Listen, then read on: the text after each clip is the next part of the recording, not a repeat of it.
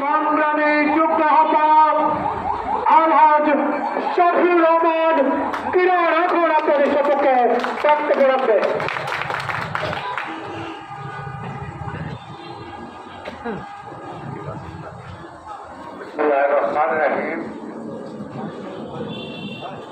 আজকে সারা বাংলাদেশে জাতীয়তাবাদী শক্তির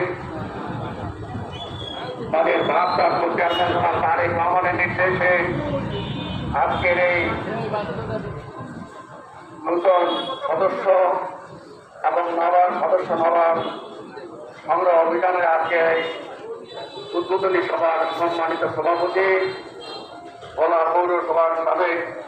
কমিশনার বারবার পৌরসভার কমিশনার নির্বাচিত হয়েছিলেন আমাদের যে আব্দুল আহমদ আজকের এই সভার প্রধান অতিথি আপনার আমার গর্ব আমাদের ভোলা পৌরসভার 3 বারের সাবেক মেয়র আমাদের পরম শ্রদ্ধ জাতীয়তাবাদী দলের কান্ডারি জনাব আলহাজ গোলাম নবী আলমগীর আজকের এই সভায় উদ্বোধনী সভায় উপস্থিত আছেন ভোলা জেলা জাতীয়তাবাদী দলের সংগ্রামী সদস্য সচিব জনাব রাইসুল আলম আজকের এই সভায় উপস্থিত আছেন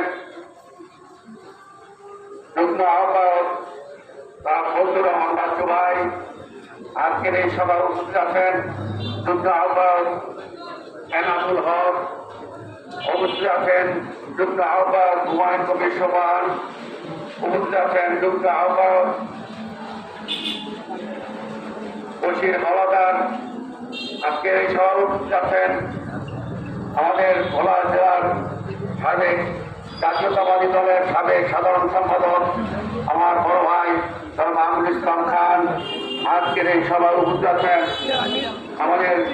মহিলা দলের সম্মানিত সহসভাপতি সাবেক অধ্যক্ষ জনাব খালেদা আপা উপস্থিত আছেন কৃষক দলের আব্দুর রহমান সেন্টু অঙ্গ সংগঠনের নেতৃবৃন্দ এবং আমার মহিলা দলের নেতৃবৃন্দ আসসালামু আলাইকুম। আজকে দীর্ঘ 17টি বছর পরে আমরা আজকে যেভাবে ঐক্যবদ্ধভাবে 7 নম্বর ওয়ার্ডে একটি আমাদের সভাপতি মহোদয়